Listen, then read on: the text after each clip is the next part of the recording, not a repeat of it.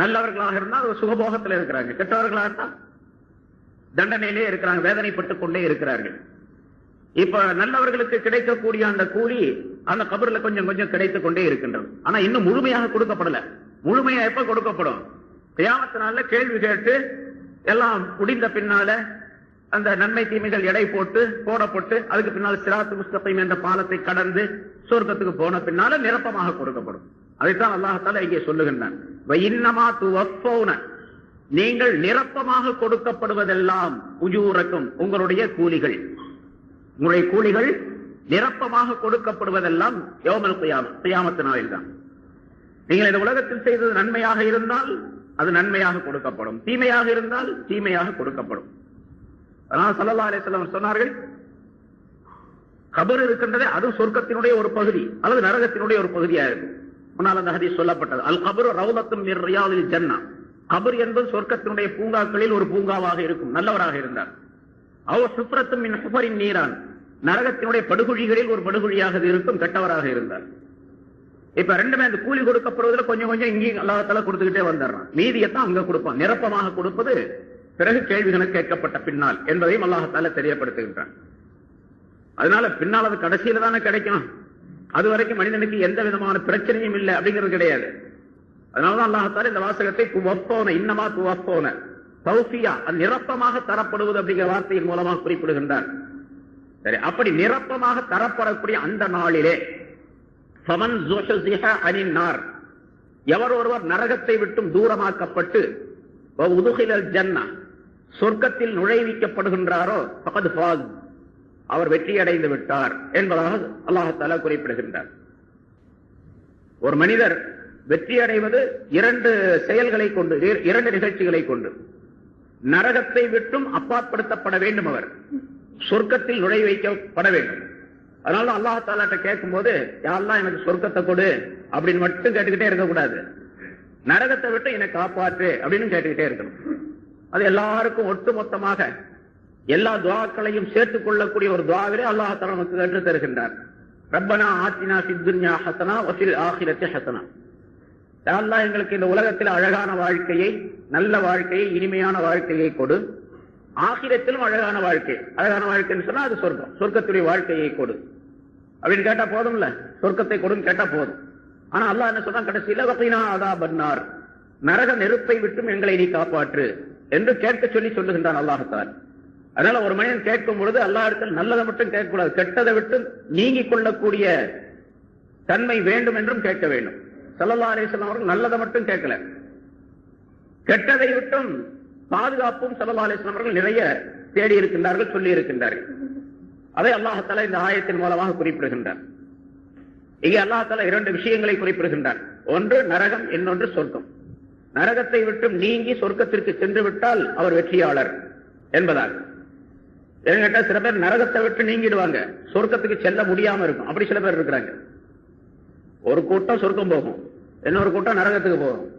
சொர்க்கத்துக்கு நரகத்துக்கு இடையில ஒரு இடம் உண்டு, அதுக்கு பேர் ஆராஃப் அப்படின்னு சொல்றது. சூரத்துல் ஆராஃப்னே ஒரு அத்தியாயத்தை அல்லாஹ் தஆலா இறக்கி வைத்திருக்கிறார். அந்த ஆயத்துகளிலே அந்த இடத்துல அல்லாஹ் தஆலா அதை பற்றி சொல்லி தருகின்றான். ஆராஃப் அப்படின்னு சொன்ன சொர்க்கத்துக்கு நரகத்துக்கு இடையில உள்ள ஒரு பகுதி. அது உயரமான ஒரு மதில் சுவர் மாதிரி இருக்குன்னு வச்சுக்கலாம், மதில் சுவர் மாதிரி ஒரு பகுதி. அது மேல அவர்கள் வைக்கப்பட்டு இருப்பார்கள், அமர்த்தப்பட்டு இருப்பார்கள். அந்த இடத்திலிருந்து பார்ப்பாங்க. அவங்களுக்கு சொர்க்கத்தை பார்க்கக்கூடிய நிலையும் நரகத்தை பார்க்கக்கூடிய நிலையும் உண்டாக்கப்படும். அவர்களுக்கு இப்படி கொஞ்ச நேரம் பார்ப்பாங்க, சந்தோஷப்படுவாங்க. அதாவது சொர்க்கத்தை பார்த்தா ரொம்ப ஆனந்தமா இருக்கும், சிரிச்சுக்கிட்டே உட்காந்துருக்கும். திடீர்னு இந்த பக்கம் பார்ப்பாங்க, பார்த்தா நரகம். அவங்க எல்லாம் வேதனைப்பட்டிருப்பாங்க, இந்த பக்கம் பார்த்தா அழுவாங்க. இவங்களுக்கு சொர்க்கம் இல்ல நரகம் இல்ல அப்படின்னு இருக்கும். அஸ்ஹாபுல் ஆராஃப், ஆராஃப் வாசிகள் என்பதாக அல்லாஹ் அவர்களை குறிப்பிடுகின்றார். அந்த ஆராஃப் வாசிகள்லையும் கூட சில பேர் இப்படி இருப்பாங்க, அவருடைய முகம் நரகத்தின் பக்கமே திருப்பப்பட்டு இருக்கும், சொர்க்கத்தின் பக்கம் திரும்பவே முடியாது. நம்ம இஷ்டத்துக்கெல்லாம் அங்க திருப்ப வைக்க முடியாது முகத்தை கூட. அல்லாஹ் தஆலாவுடைய கட்டளை வந்தா தான் திருப்ப முடியும், இல்லாட்டி திருப்ப முடியாது. நரகத்தின் பக்கமே திருப்பி வச்சிருப்போம் அல்லாஹ் தஆலா. அவரை நரகத்தின் பக்கமே பார்த்துக்கிட்டே இருக்கக்கூடிய அவரு கொஞ்ச நாள் கழிச்ச உடனே, கொஞ்ச நாள் சொன்னா எத்தனையோ ஆயிரக்கணக்கான ஆண்டுகள், அதுக்கு பின்னால அவர் கேட்பார், யா அல்லாஹ் என்ன இந்த நரகத்தை பார்த்துக்கிட்டே இருக்க சொல்லி அது பார்த்துக்கிட்டே இருக்கிறதே பெரிய தண்டனையா இருக்கு. அதனால கொஞ்சம் அப்படி முகத்தை நேரா திருப்பி விடும். நரகத்தை விட்டு இப்படி திருப்பி போதும் அப்படின்னு அது ரொம்ப நாள் கேட்டுக்கிட்டே இருப்பார். அல்லாஹ் ஒரு நாள் ஒரு மலக்கு அனுப்பி முகத்தை திருப்ப சொல்லி ஆர்டர் போட்டுருவான். அல்லாஹ் தாலா சொன்னா தான் நடக்கும். அப்புறம் திருப்பிக்குவார். திருப்பினா சொர்க்கத்தின் பக்கம் பார்க்கக்கூடிய ஒரு அற்புதமான காட்சியை அல்லாஹ் தாலா உண்டாக்கி வைக்கிறான். அப்புறம் சொர்க்கத்தின் பக்கம் பார்த்து கொண்டே இருப்பார். அவர் பார்த்துக்கிட்டே இருப்பார். ரொம்ப நாள் பார்த்துக்கிட்டே இருப்பார். அங்க நடைபெறக்கூடிய இனிமையான காட்சிகள் அதெல்லாம் அவருக்கு தெரியும். சொர்க்கவாசிகள் நடமாடக்கூடிய இல்லை, அவர்கள் பெறக்கூடிய இன்பங்கள் அவர் எல்லாம் பார்த்துட்டே இருப்பார். இவருக்கு ரொம்ப ஆசை, ரொம்ப இதா இருக்கு. யாரெல்லாம் இவ்வளவு நாள சொர்க்கத்தை பார்த்துக்கிட்டே இருக்கிறேன், கொஞ்சம் அந்த ஓரத்துல கொண்டு போய் விட்டுட்டீங்கன்னா நல்லா இருக்குமே அப்படின்னு சொல்லி சொல்லுவாராம். சொர்க்கத்துல இந்த வாசல் கிட்ட உள்ள கூட வேண்டியதில்லை, இந்த செருப்பு விருப்பு போடுறாங்களோ அந்த இடத்துல விட்டு போய் விட்டுரும். அப்போ ஒரு மலக்கு அல்லாஹ் தஆலா அனுப்புவான். ஸல்லல்லாஹு அலைஹி வஸல்லம் அவர்கள் சொல்லுகின்றார்கள், ஒரு மலக்கை அனுப்புவான். சரி, இப்ப அதை கொடுத்துட்டா அடுத்தாலும் ஒண்ணும் கேட்க மாட்டியா? நிச்சயமா கேட்கவே மாட்டேன், அது போதும், சொர்க்கத்துக்கிட்ட கொண்டு போய் விட்டுட்டா போதும் அப்படின்னு. சரி, அவரை கொண்டு போய் சொர்க்கத்துக்கிட்ட அல்லாஹ் தஆலா விட்டுரும், அந்த வாசல்ல விட்டுரும். அதுக்கு மேல போக முடியாதவனால நம்ம நினைக்கலாம் ஓடி போயிடலாமே அப்படின்ட்டு, போகலாம் முடியாது. அந்த இடத்துல உட்கார்ந்து இருப்பாரு. சொர்க்கவாசிகள் உள்ள அந்த இன்பங்கள்லாம் பார்த்துக்கிட்டே இருப்பார். இப்ப சொர்க்கத்தினுடைய அந்த இனிமையான காற்று வாடை எல்லாம் வீசிக்கிட்டு இருக்கும் இருக்கு, பார்த்துக்கிட்டே உட்காந்து. ரொம்ப நாள் கழிச்ச உடனே சொர்க்கத்துக்கு வெளியே இருக்கிறாரு. இப்ப கேட்டுக்கு வெளியே, யாரெல்லாம் இந்த கேட்டுக்கு வெளியவே ரொம்ப நாள் உட்கார வச்சிருக்கிறீங்க, கொஞ்சம் அப்படி உள்ள கொண்டு போய் வச்சுட்டீங்கன்னா நல்லா இருக்குமே அப்படின்னு சொல்லி சொல்லுவார். அதே மலக்கு வருவார். என்ன என்ன பாருங்க, ரொம்ப நாளா உனக்கு முதல்ல சொன்னேன் இல்லையா, நான் இது தவிர வேற எதையும் கேட்க மாட்டேன் அப்படின்னு சொன்னேன். இப்ப ரொம்ப ஆசையா இருக்கு, கொஞ்சம் முன்னால கொண்டு போய் வச்சுக்கணும். சரி, இப்ப உள்ள கொண்டு போய் விட்டுற சொல்றேன், அல்லாஹ் தஆலா சொல்ல விட்டுற சொல்றேன், அதுக்கு மேல எதுவும் கேட்க மாட்டேன், நிச்சயமா இதுக்கு மேல எதுவுமே கேட்க மாட்டேன், அது போதும். சரி, உள்ள கொண்டு போய் வச்சிருவோம். அல்லாஹ் தஆலா அந்த இடத்துல இருந்துகிட்டே இருப்பார். ரொம்ப நாள் கழிச்ச உடனே மறுபடியும், யாரெல்லாம் இந்த சொர்க்கவாசிகள்லாம் இவ்வளவு இன்பமா இருக்கிறாங்களே, அதை பார்த்து பார்த்து எனக்கு ரொம்ப கஷ்டமா இருக்குது, அந்த இன்பங்களை அனுபவிக்கக்கூடிய ஒரு நிலையை எனக்கு கொஞ்சம் நீ கொடுத்தீங்கன்னா நல்லா இருக்குங்க, கொஞ்சம் உள்ள சொர்க்கத்துக்கு உள்ள அப்படி போற மாதிரி ஒரு ஏற்பாடு செஞ்சு நல்லா இருக்கு. அப்புறம் அந்த மலைக்கு அல்லாஹ் தஆலா அனுப்புவான். ஏன்பா நீ முதல்ல என்கிட்ட வாக்குறுதி செஞ்சியா இல்லையா, நம்ம வேற எதையும் கேட்க மாட்டேன் சொன்னேன், இப்ப ரொம்ப ஆசையா இருக்கு, உள்ள கொண்டு போய் விட்டா நல்லா இருக்கும் அப்படின்னு சொன்ன உடனே அல்லாஹ் தஆலா சொல்லுவானா, ஸல்லல்லாஹு அலைஹி வஸல்லம் அவர்கள் சொல்லுவாங்க. ஸல்லல்லாஹு அலைஹி வஸல்லம் இடத்துல சிரிச்சாங்க. சிரிச்சிட்டு சொன்னாங்க, அல்லாஹ் தஆலா சிரிச்சிருவான், சரி நீ உள்ள போ, உனக்கு சொர்க்கத்துல இந்த நீ துன்யாவில் வாழ்ந்து கொண்டிருந்தாய் அல்லவா, இந்த பூமியை போன்று பல மடங்கு விசாலம் உள்ள இடம் உனக்கு வழங்கப்படும் அப்படின்னு சொல்லி அல்லாஹ் தஆலா சொல்லிடும். பூமியை போல, புரசவாகத்தை போல இல்ல, இந்த பூமி எவ்வளவு பெருசு இருக்குது, 24,000 அதாவது 42,000 கிலோமீட்டர் சுத்தளவு, அவ்வளோ பெரிய இடம். அதல்ல, இதை போல பல மடங்கு இடம் உனக்கு சொந்தம் அப்படின்னு சொல்றான். அந்த மனிதன் கேப்பா, யாரெல்லாம் எனக்கு கிண்டல் பண்றியான்னு கேட்பான். அந்த ஆளு சொர்க்கத்தை உள்ள இருந்து வெளியே இருந்து உள்ள கொண்டு போய் வச்சுக்கிட்டே முதல்ல மாட்டேன்னு சொல்லிட்டு இருந்தான். இப்போ இந்த பூமியை போல பல மடங்கு இடம் அப்படின்னு சொன்னா, இந்த பூமியை போன்று பல மடங்கு இடம் அவனுக்கு கிடைக்கும். இந்த கடைசியில போறான் பாருங்க அந்த ஆளுக்கு, முதல்ல போனவங்களுக்கு எல்லாம் எவ்வளவு பெருசு இருக்கு. இது சொர்க்கத்துடைய நிலை. அதனாலதான் ஸல்லல்லாஹு அலைஹி வஸல்லம் அவர்கள் சொல்லுகின்றார்கள், சொர்க்கத்தினுடைய இன்பம் எப்படிப்பட்டது என்று சொன்னால், அல்லாஹ் தஆலா சொல்லுவதாக ஸல்லல்லாஹு அலைஹி வஸல்லம் சொல்லுகின்றார்கள், அஅதத்து லிஇபாதியஸ் ஸாலிஹீன மா லா ஐனுன் ரஅத் வலா உதுனுன் சமிஅத் வலா ஹதர அலா கல்பி பஷர். என்னுடைய நல்லடியார்களுக்காக வேண்டிய சொர்க்கத்திலே ஏராளமான இன்பங்களை நான் தயார் செய்து வைத்திருக்கின்றேன், எந்த கண்களும் பார்த்திருக்க முடியாத இன்பங்கள். உலகத்துல எந்த கண்ணாலையும் பார்த்திருக்க முடியாது. இங்க நம்ம பார்க்கிறோம் நிறைய இன்பமான காட்சிகள்லாம் நிறைய பார்க்கிறோம். கோல்டன் பீச்சுக்கு போனா, எம்ஜிஎம்க்கு போனா, அங்க போனா, இங்க போனா, அப்புறம் மேல்நாட்டுகள்லாம் போனா ஏராளமான இன்பங்கள். அங்கெல்லாம் பாத்தீங்கன்னா நிறைய பலவிதமான காட்சிகள் இருக்குது. இப்ப சிங்கப்பூர், அமெரிக்கா அப்படின்னு போனீங்கன்னா அங்க எவ்வளவு பெரிய அது பார்த்தா ரொம்ப ஆச்சரியமா இருக்கு. ஆனா எவ்வளவுதான் கியாமத்து நாள் வரைக்கும் எவ்வளவு அற்புதமான காட்சிகள் வந்தாலும் சொர்க்கத்தில் இருக்கக்கூடிய காட்சியை போல கண்களால் பார்த்திருக்கவே முடியாது அது வரைக்கும். அப்படிப்பட்ட காட்சிகள் இருக்கின்றன. அதே போன்று காதினால் கேட்டு இருக்கவும் முடியாது, யாரும் கேள்விப்பட்டிருக்க கூட முடியாது. பார்த்திருக்கிறத கேள்விப்பட்டிருக்கவே முடியாது. கேள்விப்பட்டிருப்பதும் கூட அல்ல, எந்த மனிதனுடைய இதயத்திலும் அது போன்று ஒரு எண்ணம் வந்தே இருக்காது, இப்படியெல்லாம் இன்பம் இருக்குமா அப்படின்னு ஒரு எண்ணம் வந்து கூட இருக்காது. அப்படிப்பட்ட இன்பங்களை என்னுடைய நல்லடியார்களுக்காக நான் தயார் செய்து இருக்கின்றேன் என்று ஸல்லல்லாஹு அலைஹி வஸல்லம் அவர்கள் சொல்லிட்டு, வேணும்னா இந்த ஆயத்தை நீங்க ஓதி பாருங்களேன். வக்ரஊ இன் ஷி'தும், நீங்கள் வேண்டுமானால் இதை ஓதி பாருங்கள். ஃபலா தஅலமு நஃப்ஸும் மா உஃபிய லஹும் மின் குர்ரத்தி அயுனின் ஜஸாஅன் பிமா கானூ யஅமலூன் என்று அல்லாஹ் தஆலா சொல்லுகின்றான். இந்த நல்லடியார்கள் உலகத்தில் செய்த செயல்களுக்கு பிரதிபலனாக அவர்களுடைய கண்கள் குளிர்ச்சி அடையும்படியான பாக்கியங்களை அவர்களுக்காக வேண்டி நான் மறைத்து வைத்திருக்கக்கூடிய அந்த பாக்கியங்களை எந்த ஆத்மாவும் விளங்கிக் கொள்ளவே முடியாது உலகத்தில். அப்படிப்பட்ட பாக்கியங்களை நான் வைத்திருக்கின்றேன் என்று அல்லாஹ் தஆலா சொல்லுகின்றான். சொர்க்கத்தினுடைய இன்பங்கள் அதை நம்ம கற்பனை பண்ணியெல்லாம் பார்க்க முடியாது. அப்படிப்பட்ட ஒரு இன்பம், அதை அடைவதற்கு இந்த உலகத்தில் நம்மை தயார் செய்து கொள்ள வேண்டும். ஸல்லல்லாஹு அலைஹி வஸல்லம் அவர்கள் சொல்லுகின்றார்கள், அங்க இருக்கக்கூடிய விஷயங்கள்லாம் ரொம்ப பெருசு பெருசு. சாதாரண சொன்னோம்ல, ஒரு சாதாரண கடைசியில போகக்கூடிய மனிதனுக்கு இந்த உலகத்தோட பெரிய இடம் அப்படின்னு சொன்னா மற்றவங்களுக்கு எல்லாம் எவ்வளவு பெரிய இடம் இருக்கு. அப்ப சொர்க்கம் எவ்வளவு பெருசா இருக்கும், அது எவ்வளவு பெருசு அப்படின்னு சொல்லி கற்பனை பண்ணி பார்க்கவே முடியாது. ஸல்லல்லாஹு அலைஹி வஸல்லம் அவர்கள் சொல்லுகின்றார்கள், சொர்க்கத்துல ஒரு மரம் இருக்கின்றது. அந்த மரத்துக்கு பேர் தூபா அப்படின்னு சொல்லப்படும். தூபா என்று மரம். அந்த சொர்க்கத்துடைய அந்த மரத்துக்கு நிழல் இருக்கும். மரம் சொன்னா பெரிய ஆலமரம், அரச மரம் அப்படின்னு சொல்ல, அரச மரம் சொன்னா ரொம்ப பெருசா இருக்குல்ல ஆலமரம்லாம். அது மாதிரி பெரிய மரம். எவ்வளவு பெரிய மரம் அப்படின்னு கேட்டா, அந்த மரத்துடைய நிழலில் வேகமாக செல்லக்கூடிய ஒரு குதிரை வீரன் ஒரு குதிரையில ஏறி 100 ஆண்டுகள் செல்ல முடியும். அந்த நிழல்லையே, மரத்துடைய நிழல்ல 100 வருஷம் போகலாம். குதிரையில நடந்தல்ல. ஒரு குதிரை சாதாரணமாக ஓடக்கூடிய அளவு எவ்வளவு தெரியுமா? ஒரு நாளைக்குன்னு சொன்னா ஒரு பகல் நேரத்தில் குதிரை ஓடக்கூடிய தூரம் 300 மைல். 300 மைல் ஓடும். கிட்டத்தட்ட 450-480 கிலோமீட்டர் ஆகுது. கிட்டத்தட்ட 500 கிலோமீட்டர் வச்சுங்களேன் ஒரு நாளைக்கு ஓடக்கூடியது. அது மாதிரி 100 வருஷத்துக்கு ஓடிச்சுன்னு சொன்னா எவ்வளவு தூரம் இருக்கும்? அவ்வளவு தூரம் அந்த மரத்தினுடைய நிழல் இருக்கும். அப்படின்னா மரம் எவ்வளவு பெருசு இருக்கும் அப்படின்னு ஸல்லல்லாஹு அலைஹி வஸல்லம் சொல்லி காட்டுகின்றார்கள். ஸல்லல்லாஹு அலைஹி வஸல்லம் அவர்கள் இந்த ஆயத்தை சொல்லி, ஃபமன் ஸுஹ்ஸிஹ அனின் நாரி வ உத்கிலல் ஜன்னah ஃபகத் ஃபாஸ், எவர் ஒருவர் நரகத்தை விட்டும் தூரமாக்கப்பட்டு சொர்க்கத்தில் நுழைவிக்கப்படுகின்றாரோ அவர் வெற்றி ஆயிட்டார் அப்படின்னு சொல்றாங்க. அல்லாஹ் தஆலா சொல்றான். அதுக்கு ஸல்லல்லாஹு அலைஹி வஸல்லம் சொல்றாங்க, எவர் ஒருவர் நரகத்தை விட்டும் தூரமாக்கப்பட்டு சொர்க்கத்தில் நுழைவிக்கப்பட வேண்டும் என்று விரும்பினால், யாருக்காவது அப்படி விருப்பம் இருந்தால் நரகத்தை விட்டும் தூரமாக்கப்பட்டு சொர்க்கத்திற்குள் நுழையணும். அதுதான் எல்லாருக்கும் தெரியும். அப்படி இருந்தா என்ன செய்யணும் தெரியுமா? பல் யுதுரிக்குஹு மனியத்துஹு வஹுவ யுமினு பில்லாஹி வல் யௌமில் ஆகிர். அவர் மௌத்தாகக்கூடிய நேரத்திலே அல்லாஹ்வையும் ஆகிரத்தையும், அல்லாஹ்வையும் மறுமையினாலையும் ஈமான் கொண்டவராய் இருக்கும் நிலைமையில் அவருடைய மௌத்து வரட்டும், அவருக்கு வரட்டும். அவர் மௌத்து வரும்போது மூமினா, பக்கா மூமினா இருக்கணும். அந்த நிலையில் மௌத்து வந்துச்சுன்னா சொன்ன சொர்க்கத்துக்கு போயிடுவார், நரகத்தை விட்டு தூரமாயிடுவார். அது மட்டுமல்ல, இன்னொரு செய்யணும். அவர் வல் யக்தி இலன்னாசி மா யுஹிப்பு அன் யுதா இலைஹி, மனிதர்களிடத்தில் இவர் எப்படி நடந்து கொள்ள வேண்டும் என்றால், மற்றவர் இவரிடத்தில் எப்படி நடந்து கொள்ள வேண்டும் என்று விரும்புகின்றாரோ அப்படி இவர் மற்றவரிடத்தில் நடந்து கொள்ள வேண்டும். நீங்க எல்லாம் என்கிட்ட எப்படி நடந்து கொள்ளணும் அப்படின்னா எனக்கு ஒரு விருப்பம் இருக்குமா இல்லையா? அதே மாதிரி எல்லோரிடத்தில் நான் நடந்து கொள்ள வேண்டும். அது இன்னொரு ஹதீஸ்ல ஸல்லல்லாஹு அலைஹி வஸல்லம் இப்படி சொல்றாங்க, வஹிப்ப லின்னாசி மா துஹிப்பு லினஃப்ஸிக், உனக்கு எது விருப்பமோ அதையே மற்றவர்களுக்கும் நீ விரும்பு.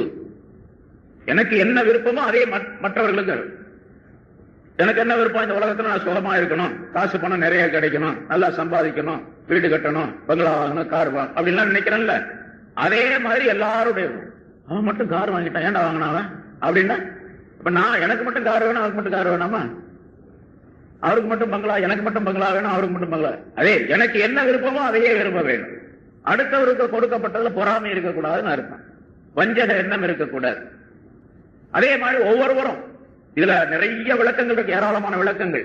ஒருத்தர் கடை வச்சிருக்கிறாரு, அந்த கடை வச்சிருக்கிறவரு ஒரு மளிகை கடை வச்சிருக்காருன்னு வச்சுக்க, அவர் போய் இன்னொரு கடையில போய் சாமான் வாங்குறாரு.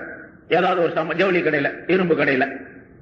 அந்த இரும்பு கடையில போய் சாமான்கள் அவருடைய தேவைக்காண்டி வாங்கும்போது இரும்பு கடைக்காரன் குறைச்சலா நிறுத்து கொடுத்தான்னு வச்சுங்க, 1 டன்னுக்கு 3/4 டன்னு கொடுக்குறான் அப்படின்னு சொன்னா இவருக்கு எப்படி இருக்கும்? ரொம்ப மோசமான ஆளுங்க, 1 டன்னுக்கு 3/4 டன் இருக்கிறான் அவன் அப்படின்னு. இதே செயலை இவர் மளிகை கடை வச்சிருக்காருல்ல, இவரு செய்யணும். கலப்படம் செய்யக்கூடாது, அளவு நிறுவையில குறைவு செய்யக்கூடாது. அப்ப அவருக்கு மாதிரி தானே இவருக்கும், இவர் மாதிரி தானே அவரும் இருக்கணும்னு விரும்புறாரு. அதே மாதிரி இவரும் இருக்கு. அதான் அஹிப்பரின் நாசி மா துஹிப்பு லினஃப்ஸிக் அப்படிங்கிறது. இதே மாதிரி ஒவ்வொரு செயலிலும் தனக்கு எது விருப்பமோ அதையே மற்றவருக்கும் விரும்ப வேண்டும். அது அல்லாததை மற்றவர் எப்படியோ போயிட்டு நமக்கு மட்டும் இப்படி சுகமா இருக்கக்கூடிய நன்றாக இருக்கக்கூடிய நிலை வேண்டும் அப்படின்னு விரும்பினா அந்த மனிதர் சொர்க்கம் போக முடியாது, நரகத்தை விட்டு தூரமாக முடியாது அப்படிங்கிறாங்க. ஆக 2 விஷயங்கள். சொர்க்கத்திற்கு செல்ல வேண்டும் என்று சொன்னால் நரகத்தை விட்டு தூரமாக வேண்டும். 2 விஷயங்களை ஸல்லல்லாஹு அலைஹி வஸல்லம் சொல்லுகின்றார்கள். மரணம் வரக்கூடிய நேரத்தில் அல்லாஹ்வையும் ஆகிரத்தையும் நம்பிக்கை கொண்ட சரியான மூமினாக அவர் இருக்க வேண்டும். பிறகு அதற்காக வேண்டி உலகத்தில் வாழக்கூடிய நேரத்தில் தன்னை தயார்படுத்திக் கொள்ள வேண்டும். அதுதான் மற்றவர்களுக்கு என்ன, தனக்கு என்ன விருப்பமோ அதையே மற்றவர்களுக்கு விரும்புவது. இவருக்கு எப்படி நிகழ வேண்டும் என்று விரும்புகின்றாரோ அதே போன்று மற்றவருக்கு வர வேண்டும், நிகழ வேண்டும். அதை அல்லாஹ் தஆலா குர்ஆன்ல மற்றொரு இடத்துல சொல்வது முன்னால் அந்த ஆயத் சொல்லப்பட்டிருக்கு. வலா தமூத்துன்ன இல்லா வ அன்தும் முஸ்லிமூன். நீங்கள் முஸ்லிம்களாக இருக்கும் நிலைமையிலே தவிர மௌத்தாக வேண்டாம் என்று அல்லாஹ் குறிப்பிடுகின்றான். நீங்கள் மரணிக்கக்கூடிய நேரத்தில் முஸ்லிமாக இருக்க வேண்டும். முஸ்லிமாக இருக்க வேண்டும் என்று சொன்னா வெறுமனே பேர் அப்துல் காதர் அப்துல்லான் பேர் இருக்கிறதல்ல, இஸ்லாத்தினுடைய காரியங்கள் அனைத்தையும் செய்து முடித்தவராக இருக்கும் நிலைமையில் அப்படின்னு அர்த்தம். எல்லா காரியங்களையும் செய்து முடித்த நிலையில நீங்க எந்த கடமைகளிலும் பழுது இருக்கக்கூடாது. அப்படி ஏதாவது பழுது குறைகள் இருந்திருந்தால் அதற்காக வேண்டி அந்த குறைகளை நிவர்த்தி செய்வதற்கு என்ன சட்டங்கள் உண்டுமோ அதை செய்து முடித்தவராக இருக்க வேண்டும். முஸ்லிமாக இருக்கும் நிலைமையிலே தவிர நீங்கள் மௌத்தாக வேண்டாம் என்பதாக சொல்லுவார். முஸ்லிமாகத்தான் மௌத்தாக வேண்டும். மரணமாக கூடிய நேரத்தில் முஸ்லிமாக மௌத்தாகணும் அப்படின்னு சொன்னா இருக்கக்கூடிய நேரத்தில் முஸ்லிமாக வாழ்ந்து கொண்டிருக்க வேண்டும். மௌத்தாகும் போதுதானே முஸ்லிமாக மௌத்தாக சொல்லியிருக்கோம். அல்லாஹ் தஆலா அப்போ பார்த்துக்கலாம் கடைசியில அப்படின்னு இருக்கிறார் ஒருத்தர். அது எப்ப மௌத் வரும்னு தெரியாது. இவர் முஸ்லிமா அப்புறமேல ஆகலாம் முஸ்லிமாக அப்படின்னு நினைச்சுக்கிட்டே இருப்பார். திடீர்னு மௌத் வந்து போயிடுவார். அதனால வாழ்ந்து கொண்டிருக்கக்கூடிய நேரத்திலேயே இஸ்லாத்தினுடைய சட்டங்களை கடைபிடித்து வாழ வேண்டும். இறக்கக்கூடிய தருணத்திலே அவர் இஸ்லாத்தின் மீது மௌத்தாகக்கூடிய பாக்கியத்தை அல்லாஹ் தஆலா தந்துடுவான். அதை அல்லாஹ் தஆலா சொல்லி காட்டுகின்றான்.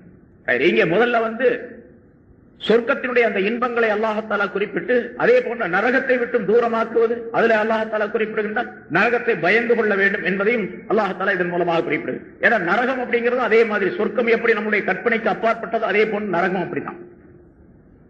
மனிதனுடைய எவ்வளவு பெரிய தண்டனை வேதனை அங்கே கொடுக்கப்படக்கூடிய பல்வேறு விதமான இடையூறுகள் துன்பங்கள் என்று நாம் கணக்கு போடுகின்றோமோ நினைத்து பார்க்கணும் அதை விட அதிகமா இருக்கு. நரகம் எப்படிப்பட்டது ஸல்லல்லாஹு அலைஹி வஸல்லம் அவர்கள் சொல்லுகின்றார்கள். இந்த ஆயத்திற்கு விளக்கம் எழுதக்கூடிய உலமாக்கள் அந்த ஹதீஸை சுட்டி காட்டுகின்றார்கள். ஸல்லல்லாஹு அலைஹி வஸல்லம் அல்லாஹ் தஆலா முதலாக நரகத்தை உண்டாக்கி படைத்து நரகம் படைக்கப்பட்டு தயார் நிலையில் இருக்கின்றது. இப்போ இனிமேல் படைக்கப்பட்டது கிடையாது, இப்ப படைக்கப்பட்டு ரெடியா இருக்குது. நரகத்தை உண்டாக்கி அல்லாஹ் தஆலா மலக்குகளை கொண்டு அதை ஊதுமாறு கட்டளையிட்டார். 1000 வருஷம் அதை ஊதினார்கள். 1000 வருஷம் எல்லா மலக்குகளும் சேர்ந்து ஊதினாங்க. அது சிவந்த நிறமாக ஆனது. நல்ல சிவப்பாயிடுச்சு. ஊத ஊத ஊத என்ன ஆகும், நல்லா சிவந்து போய் அப்படி கோல்டு மாதிரி ஆயிடுச்சு. அதுக்கு பிறகு அல்லாஹ் தஆலா மறுபடியும் கட்டளையிட்டான், இன்னமும் ஊதுங்க அப்படின்னு. இன்னொரு 1000 வருஷம் ஊதுனாங்களாம். அது 1000 வருஷம் மறுபடியும் ஊதின உடனே வெண்மை நிறமாக ஆயிடுச்சு, வெள்ளை நிறமா போச்சு. அந்த மேலெல்லாம் சாம்பல் பூத்து அப்படியே உள்ள கணிஞ்சு இருக்குது, மேல சாம்பல் பூத்து அப்படியே இருக்குது. சில தீ நெருப்பை நம்ம ஊதும் போது ஊதி அப்படியே விட்டுட்டோம் சொன்னா கொஞ்ச நேரத்துல சாம்பல் மேல படந்துடும், உள்ள நெருப்பு இருக்கும், மேல பார்த்தா நெருப்பு மாதிரி தெரியாது. அந்த மாதிரி ஒரு வெள்ளை நிறமாக ஆகிட்டது. அப்புறம் மறுபடியும் அல்லாஹ் தஆலா அதை ஊதச் சொன்னான். மறுபடியும் 3வது தடவை ஒரு 1000 ஆண்டுகள் ஊதப்பட்டன. அப்படி ஊதப்பட்ட போது அது கருப்பு நிறமாக மாறிவிட்டது. ஸல்லல்லாஹு அலைஹி வஸல்லம் சொல்றாங்க கருப்பு நிறமாக ஆகிட்டது. இப்பொழுதும் நரகம் கருப்பு நிறமாக இருக்கின்றது. நரகத்தினுடைய நெருப்பு கருப்பாக இருக்கின்றது. அதனாலதான் அங்க ஒரே இருட்டு, வெளிச்சம்லாம் கிடையாது. நரகத்துல சொர்க்கத்துலதான் வெளிச்சம் இருக்கும், நரகத்துல வெளிச்சம்லாம் கிடையாது, இருட்டா இருக்கு. அந்த நரக நெருப்பினுடைய இருட்டே, நெருப்பு வந்தா எப்படி இருட்டா இருக்கும், அது நம்மளுடைய அறிவுக்கு எட்டாது. இருக்கும் அதுதான் முன்னால சொல்லியிருக்கோம். ஆகிரத்துடைய விஷயம் மட்டும் மனிதனுடைய அறிவுக்கு அப்பாற்பட்ட விஷயம். அது நெருப்பு இருந்துச்சுன்னா வெளிச்சம்ல இருக்கணும். நரகத்தை நெருப்புன்னு சொல்றான், அப்புறம் கடுமையான இருட்டுன்னு வேற சொல்றான் அல்லாஹ் தஆலா. ஆமா, அது இருட்டு தான். அந்த நெருப்பு வெளிச்சம் தராது, இருட்டத்தான் உண்டாக்கி. அப்படிப்பட்ட இருளான ஒரு இது இன்றும் அது இருளான பயங்கரமான இடமாக இருக்கின்றது அப்படின்னு ஸல்லல்லாஹு அலைஹி வஸல்லம் சொல்றாங்க. ஆனா நரகத்தினுடைய அந்த நெருப்பு இருக்குது பாருங்க, அது ஒரு மூமினான மனிதர் அந்த நரகத்தின் பக்கம் போனார். எல்லாருமே நரகத்தை கடந்துதான் போகணும். நரகம் என்பது ஒரு பெரிய படுகுழி. அது மேல ஒரு பாலம் அமைக்கப்படும், நேரான ஒரு பாலம். அதுக்கு பிறகு சிராத்துல் முஸ்தகீம் சொல்ற நேரான வழி, நேரான பாலம் அப்படிங்கிறது. அந்த பாலம் அமைக்கப்படும். அந்த பாலத்தின் மீது ஏறி அந்த பக்கம் போனா தான் சொர்க்கத்துக்கு போலாம். சொர்க்கத்துக்கு போறது ஒரு பக்கம் மஹ்ஷர் மைதானம், கேள்வி கணக்கு கேட்பதற்கான மக்கள் எல்லாம் நிறுத்தி வைக்கப்பட்டிருப்பாங்க. அதுக்கு அந்த பக்கம் கொஞ்சம் தூரம் தள்ளி சொர்க்கம் இருக்கும். அந்த சொர்க்கத்திற்கு இந்த மஹ்ஷர் மைதானத்துக்கு இடையில ஒரு பெரிய பாதாளமான படுகொழி ஒண்ணு இருக்கும். அது எவ்வளவு பெருசு இருக்குன்னு கணக்கெல்லாம் போட முடியாது, அவ்வளவு பெருசு இருக்கும். எவ்வளவு பெருசுன்னு சொல்ல முடியாது, அவ்வளவு பெருசு அது. அது மேலதான் அந்த பாலம் போடப்படும். சிராத்துல் முஸ்தகீம்ங்கிற பாலம் போடுறது மட்டும் அப்புறம் தான் போடுவோம். நரகம் இருக்குது, சொர்க்கம் இருக்குது, மஹ்ஷர் மைதானம் எல்லாமே ரெடியா இருக்கும். பாலம் மட்டும் இந்த கேள்விகளை கேட்க பிறகுதான் போடப்படும். அது போல மீசான் என்ற தராசுல அந்த நிறுத்து பார்க்கப்பட்ட பிறகுதான் பாலம் அமைக்கப்படும் என்பதாக சொல்லப்பட்டிருக்கின்றது ஹதீஸ்ல. அந்த பாலத்து மேல ஏறித்தான் எல்லாருமே போகணும். சொர்க்கவாசிகள் நரகவாசிகள் எல்லாருமே அந்த பக்கம் தான் போகணும். அதனால அல்லாஹ் தஆலா குர்ஆன்ல ஒரு இடத்தில் சொல்லுகிறான், வயிம்மின்கும் இல்லா வாரிதுஹா, உங்களில் எவருமே அந்த நரகத்திற்கு வராமல் போக முடியாது அப்படிங்கிறான். நரகத்துக்கு வந்துட்டு தான் எல்லாருமே போகணும். நபிமாரா இருந்தாலும் சரி, அவுலியாவா இருந்தாலும் சரி, சாதாரண மோமின் எல்லாருமே அந்த வழியா தான் போகணும், அதை கடந்துதான் போகணும். அப்ப அந்த பாலத்து மேல ஏறி போகும்பொழுது சிலர் மின்னல் வேகத்துல போயிடுவாங்க, சில பேர் குதிரை வேகத்துல போவாங்க, சில பேர் மெதுவா போவாங்க, அதோட மெதுவா போவாங்க, சில பேர் தவழ்ந்து போவாங்க. பாவங்கள் செய்தவர்களாக இருந்தால் கால இருந்து அப்படி கீழே விழுந்து நரகத்துக்குள்ள விழுந்துடுவாங்க. அதுல அந்த பாலம் எவ்வளவு பெருசு இருக்கும், நம்ம இங்கெல்லாம் பிரிஞ்சு போடுறாங்களா அவ்வளவு பெருசு. நான் ஒரு ஆள் கேட்டாரு, அந்த பாலம் சொல்லாது எந்த சிமெண்ட்ல கட்டப்பட்டிருக்கும் அப்படின்னா, இங்க நிறைய சிமெண்ட் கம்பெனிகள் இருக்கு, எந்த சிமெண்ட்ல கட்டப்பட்டது அப்படின்னு. அது அல்லாஹ் தஆலாவுடைய குத்ரத் என்ற சிமெண்டால் கட்டப்பட்டது. அதனால அது எவ்வளவு மெல்லிசா இருக்கும் அப்படிங்கறது ஹதீஸ்ல சொல்லப்படுகின்றது. ஒரு முடியை விட மெல்லிசா இருக்கிறது.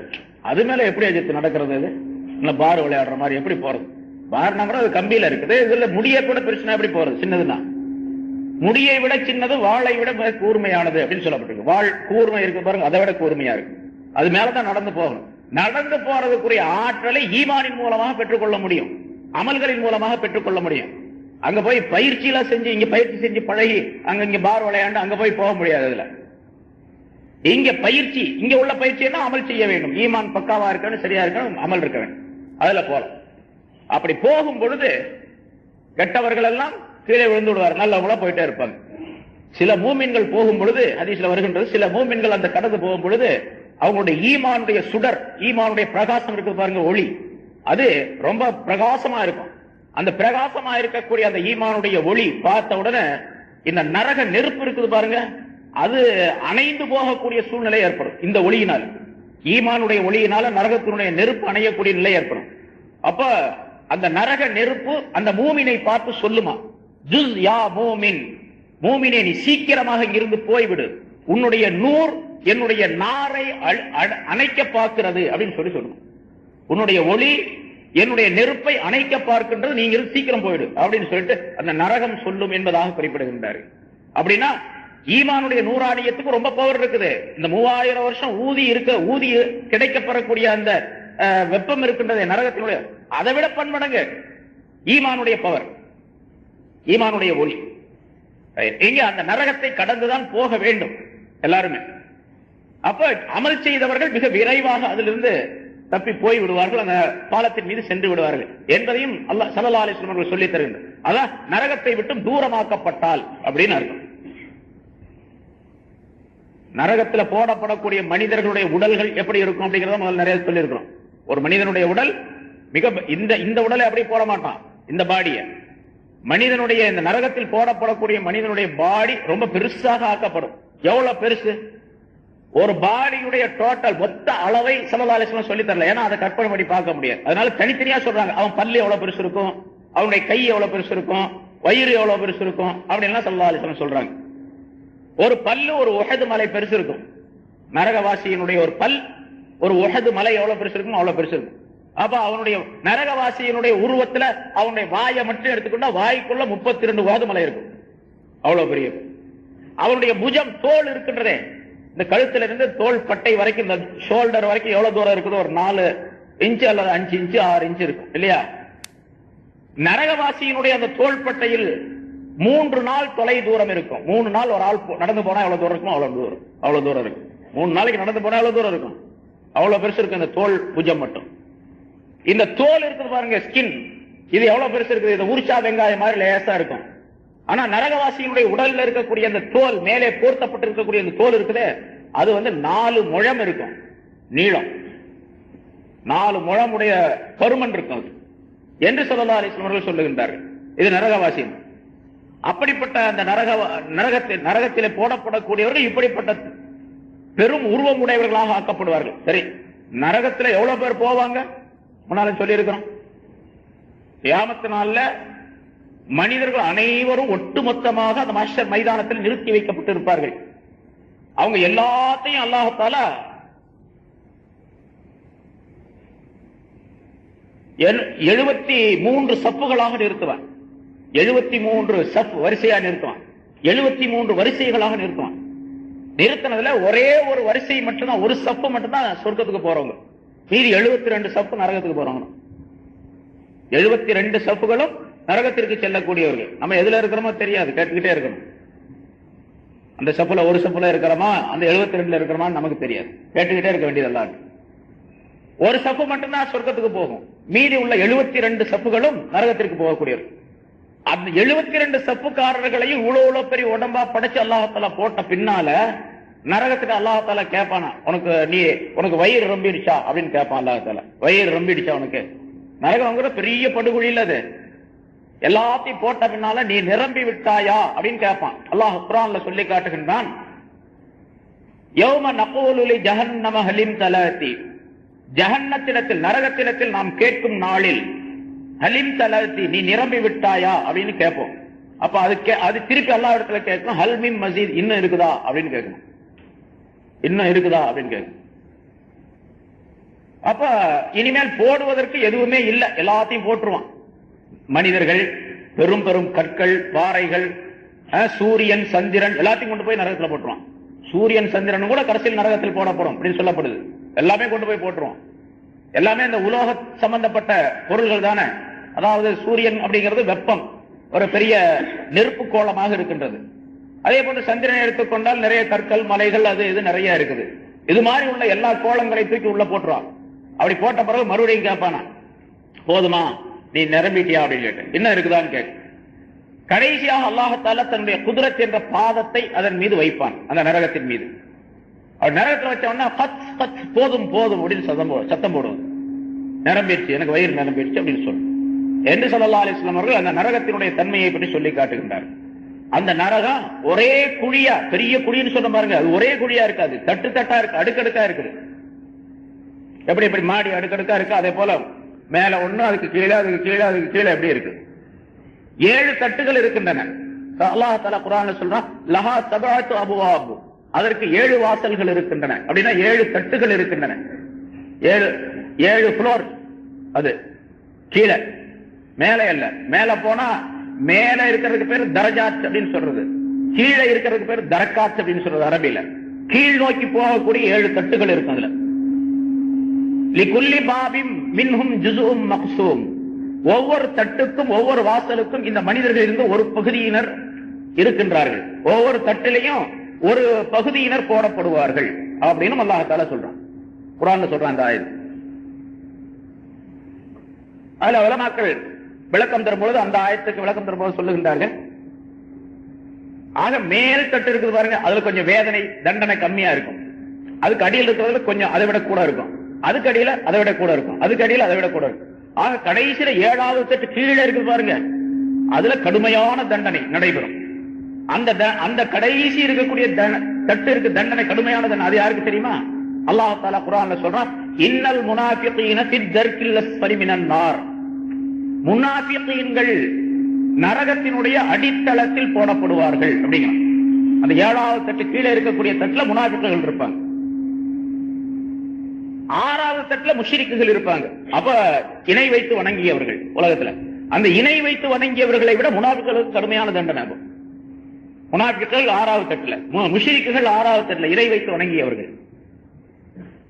அதற்கு மேல 5வது தட்டுல சாபிஊன் அப்படின்னு ஒரு கூட்டத்தார், அதாவது நெருப்பை வணங்கக்கூடியவர்கள் மஜூசிகள், அவர்களோடு சேர்ந்து இன்னொரு கூட்டத்தார் சாபியூன் அப்படின்னு சொல்லி அல்லாஹ் குர்ஆனில் சொன்ன வஸ்ஸாபிஈன அப்படிங்கிற ஆயத்தின் மூலமாக தெரியப்படுத்த, அவர்கள் அந்த 5வது தட்டிலே போடப்படுவார்கள் நரகத்தில்.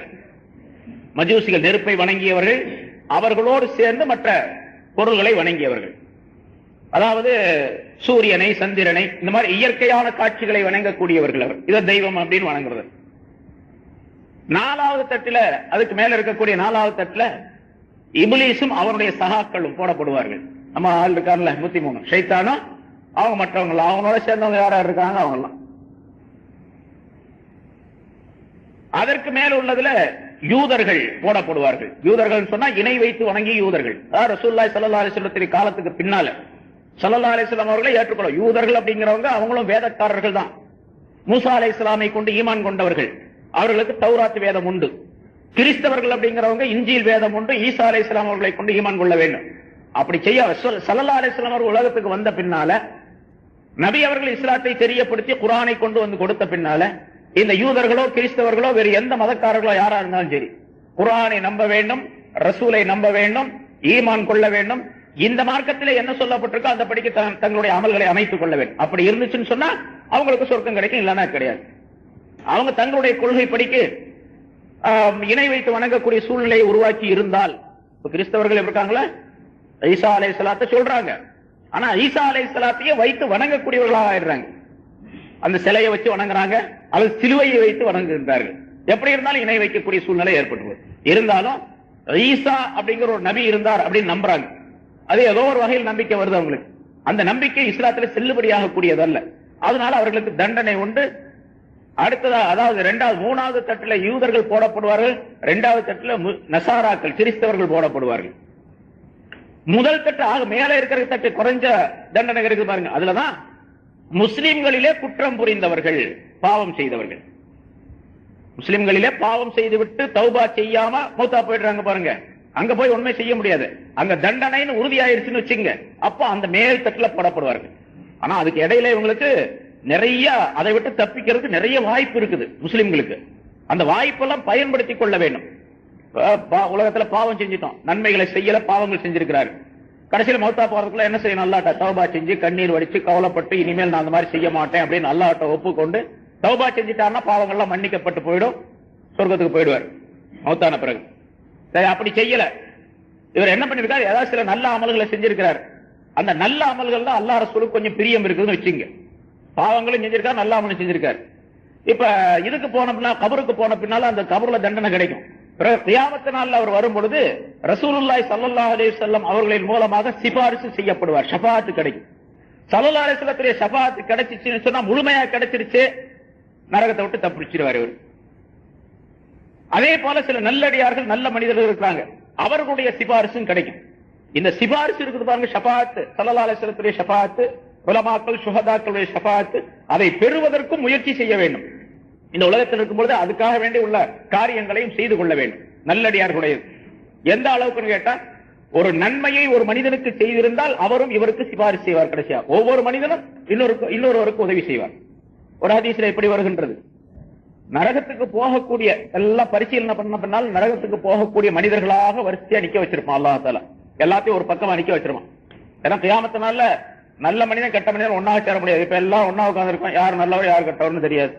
கெட்டவர் இருக்கலாம், நல்லவரும் இருக்கலாம், எப்படியாவது இருக்கலாம், கலந்து யாரும் பிரிக்க முடியாது அவங்களுடைய இதை வச்சு. ஏன்னா பிரிக்கிறதுங்கிறது கல்புல உள்ள விஷயம் இல்ல, அதனால கல்புடையது யாருக்குமே தெரியாது.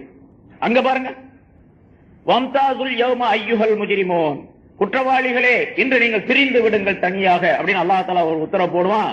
குற்றவாளிகள்லாம் தனியா பிரிஞ்சிருவாங்க, நல்லடியார்கள்லாம் தனியா பிரிஞ்சிருவாங்க. அவங்க ஒரு கட்சி இவங்க ஒரு கட்சி தனித்தனியா நிப்பாங்க. இப்ப அந்த பக்கம் அவங்க நிக்கும் பொழுது குற்றவாளிகள்லாம் நரகத்துக்கு போறதுக்கு தயார் நிலையில் நின்றுட்டு இருப்பாங்க. அப்ப ஒரு மனிதர், ஒரு மூமினான மனிதர், சொர்க்கவாசியான ஒரு மனிதர் அந்த பக்கம் போவார். அந்த கூட்டத்திலிருந்து ஒரு ஆள் சொல்லுவாரு, சலாம் சொல்லுவாரு, என்ன உங்களுக்கு தெரியலையா அப்படின்னு கேட்பாரு, யாருப்பா நீ?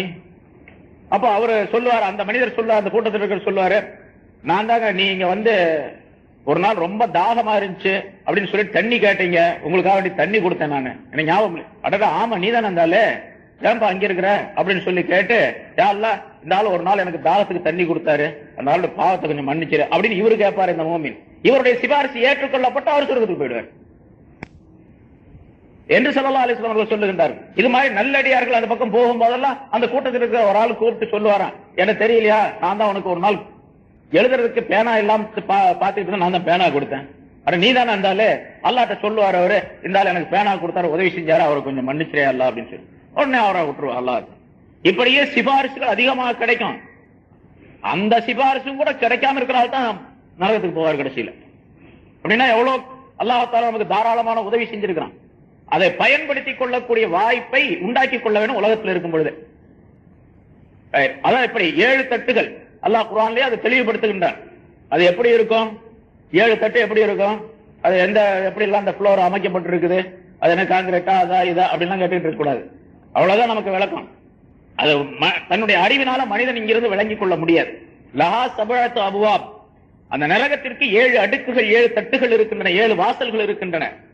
லிகுல்லி பாபின் மின்ஹும் ஜுஸும் மக்ஸூம், இந்த மனிதர்களிலிருந்து ஒவ்வொரு வாசலுக்கும் பிரித்து பங்கு போடப்பட்ட ஒரு கூட்டம் இருக்கின்றார்கள் அப்படின்னு அல்லாஹ் தஆலா சொல்றான். அதனால ஒவ்வொருக்கும் ஒரு கூட்டம் இருக்கு, தனித்தனியா போக வேண்டியது. இந்த இடத்துல மற்றொரு கருத்தும் விளக்கப்படுகின்றது. ஃபமன் ஸுஹ்ஸிஹ அனின் நாரி வ உத்கிலல் ஜன்னah ஃபகத் ஃபாஸ், எவர் ஒருவர் நரகத்தை விட்டும் தூரமாக்கப்பட்டு சொர்க்கத்தில் நுழைவிக்கப்பட்டாரோ அவர் வெற்றி அடைந்து விட்டார் என்று சொல்லக்கூடிய இந்த ஆயத்திற்கு உலமாக்கள், சூஃபியாக்கள் ஒரு கருத்தை சொல்லுகின்றார்கள். நரகம் சொர்க்கம் அப்படிங்கிறது மனிதனுடைய உடலுக்குள்ளே இருக்கக்கூடிய 2 பகுதிகளை அல்லாஹ் தஆலா குறிப்பிடுகின்றார். நரகம்ங்கிற பகுதி இருக்கின்றது, அது நஃப்ஸ், மனிதனுக்குள்ளே இருக்கக்கூடிய நஃப்ஸ் என்பது. சொர்க்கம் என்பது மனிதனுக்குள்ளே இருக்கக்கூடிய கல்பு, இதயம் என்பது. இந்த நஃப்ஸ் சொல்லக்கூடிய வேலைகளை எல்லாம் கேட்டுக்கிட்டே இருந்தா நரகத்துக்குள்ளேயே இருந்துகிட்டு இருக்கிறான்னு அர்த்தம். நஃப்ஸ்ங்கிறது மனிதனுக்கு தீமையைத்தான் சொல்லும், கெட்டதைத்தான் சொல்லிக் கொடுக்கும். அந்த தீமையை சொல்லக்கூடிய நஃப்ஸை கட்டுப்படுத்தி அதனுடைய சொல்லை கேட்காமல் அதிலிருந்து தப்பித்து தூரமாக்கப்படக்கூடிய மனிதர் அப்படின்னு அர்த்தமா. நரகத்தினுடைய தண்டனைகளை எல்லாம் பெற்றுத்தரக்கூடிய ஒரு பொருள் மனிதனுடைய உடலுக்குள்ளே இருக்கிறது, அதான் நஃப்ஸ் என்பது. அந்த நஃப்ஸை கட்டுப்படுத்தணும், அதாவது நஃப்ஸை அடக்கி ஆளக்கூடிய தன்மை வரணும். நஃப்ஸை அடக்கி ஆளக்கூடிய தன்மை. நஃப்ஸ்ங்கிறது ஒரு குதிரை மாதிரி வச்சுக்கிட்டு அந்த நஃப்ஸின் மீது இவர் சவாரி செஞ்சணும். ஆனா நம்முடைய நஃப்ஸ் எல்லாம் எப்படி இருக்குன்னு கேட்டீங்கன்னா, அந்த நஃப்ஸ் நம்ம மேல சவாரி செய்யுது. நம்ம குதிரையை வச்சு நம்ம மேல ஏறி உட்கார்ந்துக்கிட்டு அந்த பக்கம் போ, இந்த பக்கம் போ, அதை வாங்கு, இதை வாங்கு, அதை சம்பாதிச்சுட்டு வா, இதை சம்பாதிச்சுட்டு வா, அதை சாப்பிடு, இதை சாப்பிடு, ஹலால் ஹராம்லாம் பார்க்காத, போயிட்டே இரு அப்படின்னு சொல்லி அது நம்மளை குதிரையாக்கிட்டு ஓட்டிட்டு இருக்கு. அப்படி இருக்கக்கூடாது. அந்த நஃப்ஸின் மீது இவர் சவாரி செய்யணும். நஃப்ஸை குதிரையாக வாகனமா ஆக்கி இவர் நஃப்ஸின் மீது சவாரி செய்யக்கூடிய தன்மை ஏற்பட்டுச்சுன்னு சொன்னா நஃப்ஸ் என்ற நரகத்தை விட்டு தூரமாக்கப்பட்டு விட்டார் அப்படின்னு. தூரமாக்கப்பட்ட பின்னால கல்பு என்ற சொர்க்கத்துக்குள்ள இவர் நுழையணும். கல்புங்கிற சொர்க்கம், கல்பு என்பது எப்பவுமே மனிதனுக்கு நல்லதை சொல்லி காட்டும். கல்பு என்பது அல்லாஹ் தஆலாவுடைய சிம்மாசனம்.